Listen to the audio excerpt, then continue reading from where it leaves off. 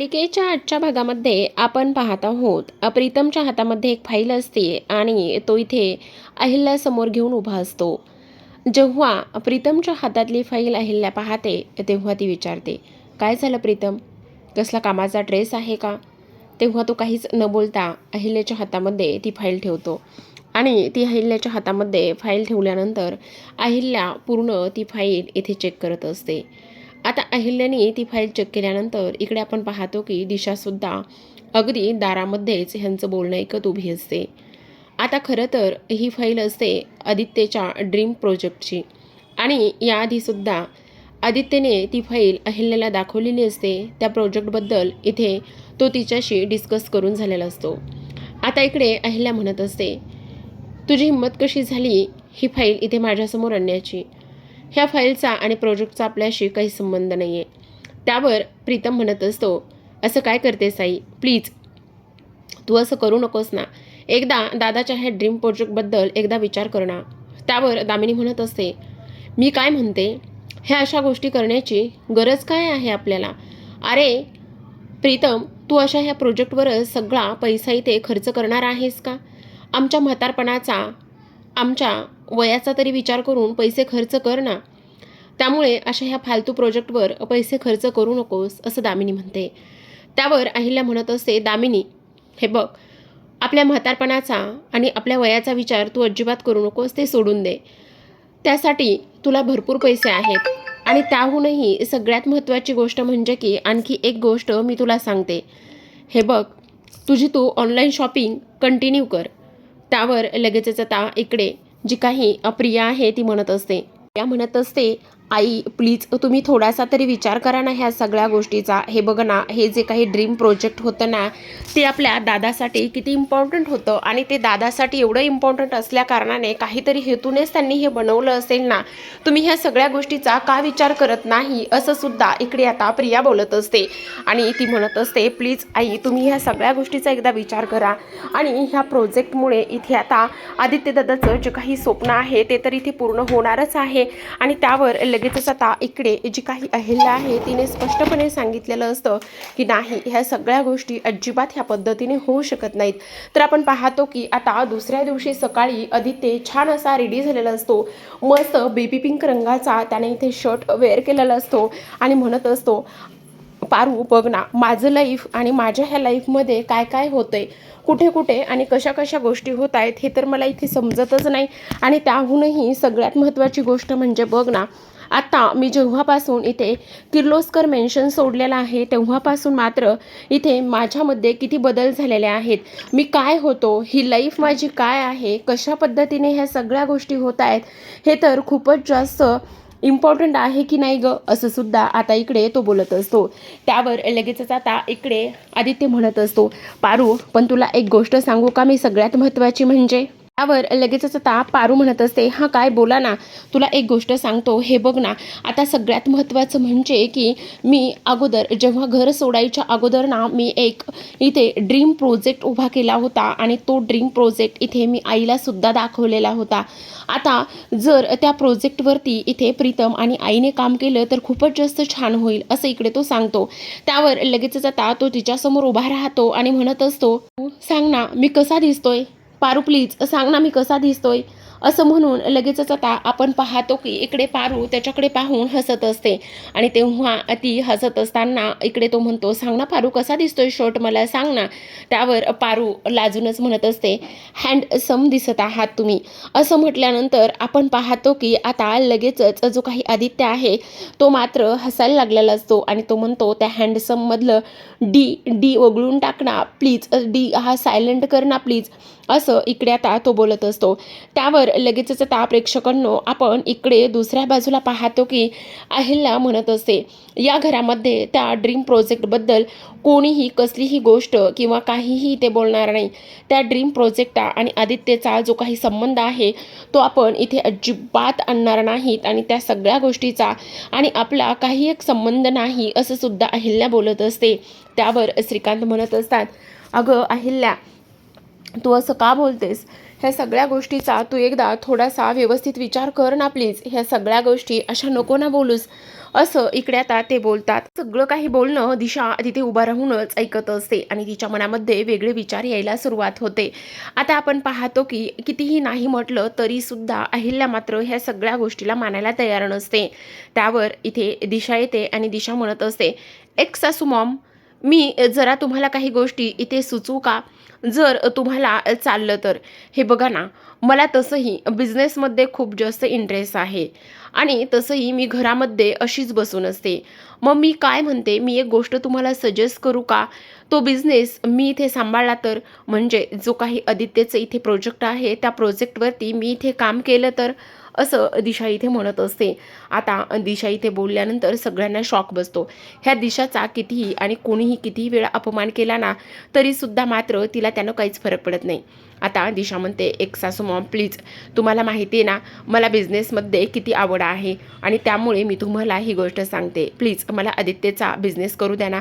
त्यावर लगेचच प्रीतम चिडतो आणि तो म्हणतो, एक मिनिट दिशा, हे बघ, हा आमचं घर आहे, हा बिझनेस आमचा आहे, ही प्रॉपर्टी आमची आहे. तुझा ह्या सगळ्या गोष्टीशी काही संबंध नाही आहे, त्यामुळे तू ह्या सगळ्या गोष्टीबद्दल अजिबात पडू नकोस. त्यावर अहिल्या म्हणते, तुझ्याकरिता ना माझ्याकडे तुझ्याकरिता एक खूप सुंदर आणि चांगलं काम आहे. त्यावर दामिनी म्हणते, काय? आदित्यची जागा तर आता वहिनी इकडे ह्या दिशाला देत नाही आहेत ना? काय काय काम काय आहे इकडे? म्हणजे सगळी प्रॉपर्टी वगैरे नावार करतात की काय? त्यावर दिशा म्हणत असते, म्हणजे तुम्ही मला आदित्यची जागा देणार आहात का?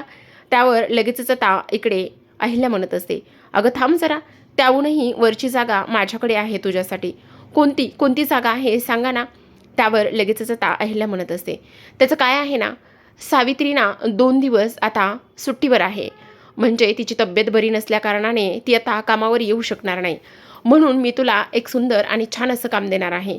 तू आता 2 दिवस इथे किर्लोस्करांच्या किचनमध्ये सगळ्यांकरिता चहा, नाश्ता, स्वयंपाक ह्या सगळ्या गोष्टी बनवायच्या आहेत. सावित्रीची जागा तुला घ्यायची आहे. त्यावर लगेचच आता दिशा चिडते आणि म्हणत असते, एक सासू मॉम, तुम्ही हे काय बोलताय? मी माझ्या आईवडिलांच्या घरीसुद्धा कधी असली कामं केली नाही आहेत. मला बिझनेस येतो. बिझनेसमधलं मला कुठलंही काम सांगा, ते मी आवडीनं करेल, पण ही कामं मी करणार नाही. त्यावर लगेचच आता प्रीतम म्हणतो, तुझा आणि आमचा या घराशी काही संबंध नाही आहे. आईने जे तुला काम दिलेलं आहे ना ते तुझ्या पात्रतेनुसार आणि योग्यतेनुसारच दिलेलं आहे. त्यावर लगेचच आता दिशा चिडते आणि म्हणत असते, एक मिनिट प्रीतम, तू कोणाशी बोलतोस आणि काय बोलतोस? तुझा माझ्याशी ह्या गोष्टीमध्ये आणि ह्या टोनमध्ये बोलण्याचा काहीच एक संबंध नाही, समजलं तुला? त्यामुळे ह्या गोष्टी तू इथे बोलू नकोस. एक सासू मॉम प्लीज, तुम्ही माझं ऐका ना. मी इथे आदित्यची जागा खूप छान पद्धतीने हँडल करेल. त्या प्रोजेक्टवर मला तुम्ही काम द्या ना. त्यावर लगेचच आता अहिल्या म्हणते, माझं सगळं काही सांगून झालेलं आहे, तुला 2 दिवस तेच काम करायचं आहे. असं म्हणून आता अहिल्या तिथून निघून जाते. अहिल्या तिथून निघून गेल्याबरोबर श्रीकांतसुद्धा जातात. तर इकडे प्रिया जाता जातात दिशाला बेस्ट ऑफ लक असं म्हणते आणि ती सुद्धा निघून जाते. आता आपण पाहतो की दामिनीला मात्र खूपच हसू येत असते. इथे दातामध्ये बोट पकडते आणि हसायला लागते. त्यावर दिशा दामिनी समोर येते आणि म्हणत असते, काय झाले सासू मॉम, काय झाले, का हसताय तुम्ही? त्यावर लगेचच आता दामिनी म्हणत असते, नाही ग, मला तुझ्यावर नाही हसायला येते. त्याचं काय झालंय ना, इकडे ह्या प्रॉपर्टीची मालकी बघू पाहणारी इथे आता दिशा किचनमध्ये राबराब राबणार आहे. आणि त्यामुळे तुला एक गोष्ट सांगू का, मला जेवणामध्ये काय काय आवडतं हे तुला मी सांगते. हवं तर इथे मस्तपैकी माझ्यासाठी आवडीचं काहीतरी बनव आणि माझ्या खोलीमध्ये तू ते घेऊन ये, समजलं? किंवा मला आवाज दे. तसंही तुला माहिती ना मी खाण्यासाठी किती शौकीन आहे, त्यामुळे तुला बेस्ट ऑफ लक. असं म्हणूनच आता इकडे दिशाला पुन्हा एकदा दामिनी बेस्ट लक दिलेलं असतं आणि ती तिथून निघून जाण्याचा प्रयत्न करत असते. तर दिशा तिला म्हणते जातानाच, खूप हसायला येतंय का माझ्यावरती तुम्हाला? पण इकडे दामिनी म्हणते, नाही ग, हसायला नाही येतंय मला तुझ्यावर, तुझी कीव येते कीव. वहिनीने कसलं मस्त काम दिलंय ना तुला. चल येते मी. आणि हां, मी सांगितलेलं लक्षात ठेव, मला वेळेतच खायला लागतो, कळलं तुला? असं म्हणून ती तिथून निघून जाते. तर आता आपण दुसऱ्या बाजूला पाहतो की पारूचा स्वयंपाक झालेला असतो. त्याचबरोबर नाश्तासुद्धा तिने बनवलेला असतो आणि आदित्यकरिता मस्त प्लेटमध्ये गरमागरम पोहे तिने सर्व केलेले असतात आणि त्याच्यासमोर घेऊन उभी असते. तिला म्हणत असते, आदित्य सर प्लीज 2 घास खाऊन घे ना. पण इकडे मात्र आदित्य म्हणत असतो, अगं पारू, काय करतेस तू? नको ना ह्या सगळ्या गोष्टी अशा करूस, प्लीज जरा शांत हो ना. मला नाही खायचे, मला खूप उशीर होतोय, मला खूप लेट होते. असं इकडे आता तो बोलत असतो. तेव्हाच आपण पाहतो की इकडे आता पारू त्याच्या तोंडामध्ये पोह्याचा चमचा घालते आणि ती त्याला म्हणत असते, खाऊन घ्या ना, काय लहान बाळासारखं करताय. त्यावर आदित्य म्हणतो, अगं हो, मी सुद्धा तुला तेच म्हणतोय. मी लहान आहे का? नाही आहे ना मी लहान. आणि मग तू मला ह्या सगळ्या गोष्टी का करायला लावतेस? प्लीज, नाही आहे मी लहान. अच्छा, नाही आहेत का तुम्ही लहान? हो का? मग भरवणार आहेस का? मी लहान मुलांसारखं होऊ का? असं म्हणून तो मुद्दाम नाटकी स्वरातच तिच्याकडे बघून हसायला लागलेला असतो. तेव्हा आपण पाहतो की पारू मात्र लाजलेली असते. तो म्हणत असतो, काय मग मला आज टिफिन भेटणार आहे की नाही? त्यावर लगेचच आता आपण पाहतो की इकडे ती दुसऱ्या बाजूला टिफिन भरायला निघून जाते. इकडे पुन्हा आदित्य त्याची चौकशी करायला लागलेला असतो. आणि तेव्हा आता आपण पाहतो की आता लगेचच इकडे जी काही पारू आहे तिच्या मनामध्ये एक युक्ती येते. आता एका कागदावर एक नोट लिहिलेली असते आणि तो कागद ती फोल्ड करते आणि टिफिनच्या डब्यामध्ये ठेवते. सोबतच एक गुलाबाचं फूलसुद्धा त्यामध्ये ठेवत असते. आता ती चिठ्ठी आणि त्याचबरोबर गुलाबाचं फूल त्या टिफिनमध्ये ठेवल्यानंतर आपण पाहतो की इकडे आता ती त्याला टिफिन देत असते आणि त्याला टिफिन दिल्यानंतर आता आदित्य पूर्ण तयार झालेला असतो. ती म्हणते, हे घ्या ना आदित्य सर, तुमचा टिफिन आहे हा. असं म्हटल्यानंतर लगेचच आता इकडे ती आदित्यला मस्त बॅग वगैरे व्यवस्थित करून देते आणि बॅग वगैरे व्यवस्थित करून दिल्यानंतर ती आता त्याला टिफिन देत असते. खरं तर प्रेक्षकांनो, बराच वेळ यांनी इथे सॉन्ग मस्त असं प्ले केलेलं असतं. आता आपण पाहतो की तो तिला बाय म्हणत असतो आणि बाय म्हणून तिथून निघून जाण्याचा प्रयत्न करत असतो. तर आता तो तर तिथून निघून गेलेला असतो. इकडे मात्र पारू लाजून चुर्र झालेली असते. तर दुसऱ्या बाजूला आपण पाहतो की आता इकडे श्रीकांत मस्त गार्डनमध्ये झाडांना पाणी घालत असतात आणि तेवढ्यातच तिथे आता प्रीतम येतो. आता प्रीतम तिथे आल्यानंतर इकडे तो म्हणत असतो, बाबा मला तुमच्याशी बोलायचं आहे. हां बोल ना, काय बोलायचं आहे? बाबा, हे सगळं काय आहे? म्हणजे बघा ना, आई ह्या सगळ्या गोष्टी मानायलाच तयार नाही आहे. काय करावं हे मला अजिबात कळत नाही आहे. म्हणजे आई ह्या सगळ्या गोष्टी का टाळते आणि का असं करते तेच मला काही कळत नाही. आणि त्यावर लगेचच आता श्रीकांत म्हणतात, अरे असं काय करतोयस? तुझ्या प्रश्नामध्येच तुझं उत्तर दडलेलं आहे. त्यावर इकडे आता तो म्हणत असतो, म्हणजे मला नाही समजलं. अरे हो, मी तुला तेच सांगतोय. तुझ्या प्रश्नामध्ये तुझं उत्तर दडलेलं आहे. म्हणजे बघ ना आता, अहिल्याला इकडे जो प्रोजेक्ट करून घ्यायचा आहे तो इकडे प्रीतम आदित्यने करावाच असं तिची इच्छा आहे आणि त्यामुळेच ती ह्या प्रोजेक्टला नाही बोलते. तू एक काम कर, हे जे काही प्रोजेक्ट आहे ना ते प्रोजेक्ट इकडे तू आदित्यलाच भरायला सांग. बघ, तो हे प्रोजेक्ट नक्कीच इथे साईन करेल आणि नक्कीच इकडे तो भरेल. तेव्हा हे प्रोजेक्ट त्याचा आहे ना. तुला तुला एक गोष्ट सांगू का प्रीतम? तू ना इकडे अहिल्याला अजिबात ओळखलेलं नाही आहेस. अहिल्या उडत्या पक्ष्यांचे पंख मोजणारी तुझी आई आहे आणि त्यामुळे मी तुला ह्या सगळ्या गोष्टी सांगतो. तू एकदा हे सगळं करून तरी बघ. असं बोलता क्षणी आता मात्र इकडे प्रीतम म्हणतो, पण बाबा नेमकं मी काय करणार आहे मला तेच कळत नाही. आणि तेव्हा आपण पाहतो की इकडे आता जे काही श्रीकांत म्हणत असतात की काही जरी झालं तरी सुद्धा तुला एक गोष्ट सांगतो. हे बघ, अहिल्याला तू आणखी पुरता ओळखत नाही आहेस. आणि त्यामुळेच आपण पाहतो की आता लगेचच इकडे दुसऱ्या बाजूला जो काही आदित्य आहे, आदित्य मात्र आता ऑफिसमध्ये जाऊन पोहोचलेला असतो. आदित्य ऑफिसमध्ये जाऊन पोहोचल्यानंतर इकडे सगळेजण त्याचं वेलकम करत असतात. आज आदित्यचा कामाचा पहिलाच दिवस असतो आणि कामाचा पहिलाच दिवस असताना आदित्यच्या बॉसने त्याचं सगळ्या एम्प्लॉईबरोबर छान असं इथे ओळख करून दिलेली असते आणि छान अशी ओळख करून दिल्यानंतर आपण पाहतो की आदित्य आता सगळ्यांबरोबर कामासाठी बसलेला असतो. खरं तर आदित्य खूप हुशार, त्याचबरोबर एवढी किर्लोस्कर कंपनी चालवणारा तो मुलगा. त्याच्यासाठी ह्या गोष्टी काही नवीन नव्हत्या. शिकता शिकता तो सगळं काही भरभर शिकणार होता. बाजूला असलेला प्रत्येकजण येऊन त्याच्याशी बोलायचा. आदित्यसुद्धा अगदी नव्यानेच सगळ्या गोष्टींची ओळख करून घेऊ लागला होता. त्याचबरोबर आपण पाहतो की आता आदित्य, खरं प्रेक्षकांना तुम्हाला सांगायचं म्हणजे की आता इथे ना त्या लोकांनी फक्त आणि फक्त इथे त्यांच्या हालचाली दाखवलेल्या आहेत. नाही कोणतं त्यांचं बोलणं दाखवलंय, नाही काही. आणि त्यामुळेच मी तुम्हाला ह्या सगळ्या गोष्टी अशाच सांगत आहे. कारण तो आता इकडे प्रत्येक गोष्ट शिकून घेत आहे हेच इथे दाखवलेलं आहे. आता इकडे तो शिकून घेत असताना आपण पाहतो की आता दुसऱ्या बाजूला जी काही आपली दिशा आहे, दिशा किचनमध्ये गेलेली असते. आता इकडे दिशा किचनमध्ये जाऊन पोहोचते आणि दिशा किचनमध्ये जाऊन पोहोचल्यानंतर ती विचार करत असते, काय करू आता मी, कुठून सुरुवात करणार आहे आणि कशी सुरुवात करणार आहे, ह्याच गोष्टी मला इथे समजत नाही आहेत. आता मला हे सगळं कधी मी केलेलं सुद्धा नाही आहे आणि तरीसुद्धा ह्या सगळ्या गोष्टी मला इथे करायला लावलेल्या आहेत. नाही, मला अजिबात इथे जमणार नाही आहे. मी कोणाची तरी मदत घेऊ का? त्या सावित्रीला पण आत्ताच आजारी पडायचं होतं का? काय करायचं? असाच ती विचार करते. तेवढ्यातच तिथे दामिनी आलेली असते. आता दामिनी तिथे आल्याबरोबर आपण पाहतो की ती लगेचच म्हणत असते, अगं काय करतेस तू हे, आणि आणखी सुरुवात केली नाही आहेस? अगं इकडे बघ दिशा, मी तुला एक गोष्ट सांगू का? तुला ह्या घरातल्यांच्या सगळ्यांच्या आवडीनिवडी, त्याचबरोबर कोणाला काय लागतं, कोणाला कसं जेवण लागतं, ह्या सगळ्या गोष्टी मी इथे तुला सांगू का? म्हणजे तुला ना त्या त्या पद्धतीनेच ह्या सगळ्या गोष्टी इथे बनवता येतील. सांगू का मी तुला ह्या सगळ्या गोष्टी?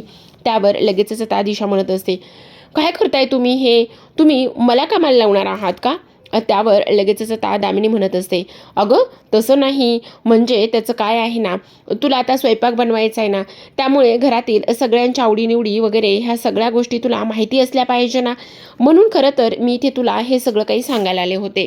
त्यावर लगेचच त्या दामिनी म्हणते, पण एक गोष्ट मात्र नक्की आहे, हे सगळं क्लीन करायचं आणि मगच स्वयंपाकाला लागायचं.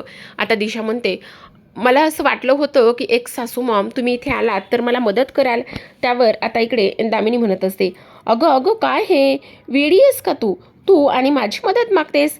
अगं तुला लास्ट टाईम इकडे आठवतं का, एकदा वहिनीने मला शिक्षा दिली होती आणि तेव्हा तू फक्त आणि फक्त सोफ्यावर बसली होतीस. मी तेव्हा सगळं काही केलं होतं, स्वयंपाक, पाणी, धुणं, भांडी, लादी हे सगळं मी केलं होतं. मग आत्तासुद्धा मी बघ्याची भूमिका करणार आहे, तिथं सोफ्यावर जाऊन बसते. तू मस्त सगळ्यांच्या आवडीचा स्वयंपाक इथे बनव. असं म्हटल्यानंतर आता इकडे दिशाची खूपच चिडचिड होत असते. ती म्हणत असते, आता मला हे सगळं बनवावं लागतंय, आता काहीच पर्याय नाही आहे.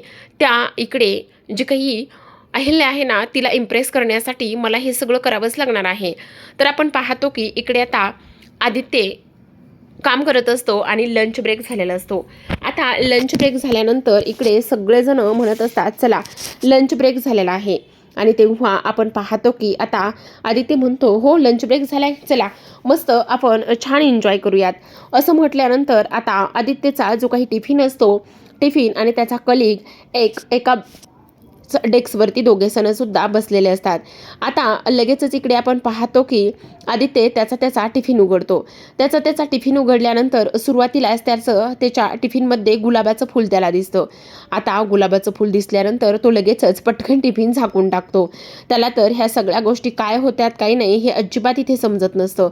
पटकन टिफिन झाकून टाकतो आणि समोर बसलेला व्यक्ती म्हणत असतो, काय झालं आदित्य, काय आहे तुझ्या टिफिनमध्ये? खरं खरं सांग, काय आहे? तू काय करतोयस? खरं खरं सांग. त्यावर आदित्य म्हणतो, नाही कुठे काय, बघू दे. आणि खिशात काय टाकलंयस? कारण आदित्यने ते गुलाबाचं जे काही फूल आहे ना, ते इथे खिशामध्ये टाकलेलं असतं. आणि ते गुलाबाचं फूल इथे खिशामध्ये टाकल्यानंतर आता लगेचच तो समोरचा व्यक्ती इथे ती चिठ्ठी काढून घेतो त्याच टिफिनमध्ये असलेली, आणि तो ती चिठ्ठी वाचतो आणि लगेचच म्हणत असतो, अरे बघा आदित्यच्या इथे टिफिनमध्ये काय आहे? गुलाबाचं फूल आणि एक नोट आहे, त्यावरती लिहिलेलं आहे, लव यू धनी. बघा असं म्हणून सगळेच कलिग तिथे जमा होतात. आदित्य पटकन ती चिठ्ठी काढून घेतो आणि तो म्हणत असतो, नाही काही नाही.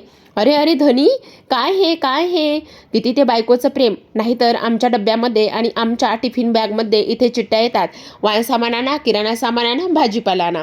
तुझं बरं आहे बाबा, मस्त चाललंय आदित्य तुझं. आता इकडे मात्र आदित्य म्हणतो, एक मिनटं मी आलोच.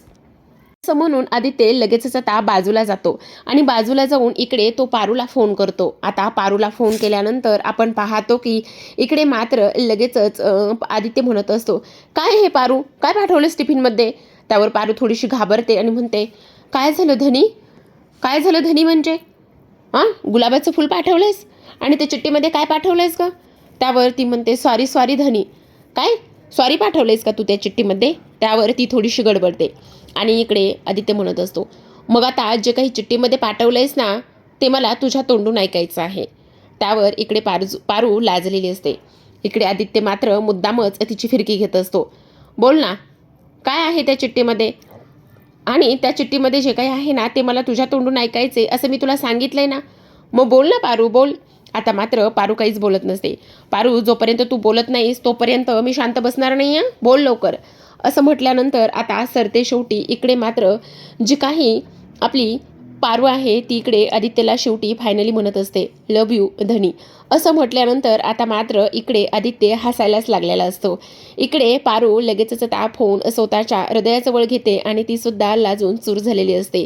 एक हात डोळ्यावर असतो तर इकडे मात्र आदित्य हसत असतो आणि तो सुद्धा म्हणत असतो, लव्ह यू टू पारू, असं म्हटल्यानंतर आता लगेचच दोघे सुद्धा फोन ठेवतात आणि दोघांनी फोन ठेवल्यानंतर खूपच आनंदामध्ये त्यांचा आजचा हा दिवस गेलेला असतो. तर पाहत रहा पारू.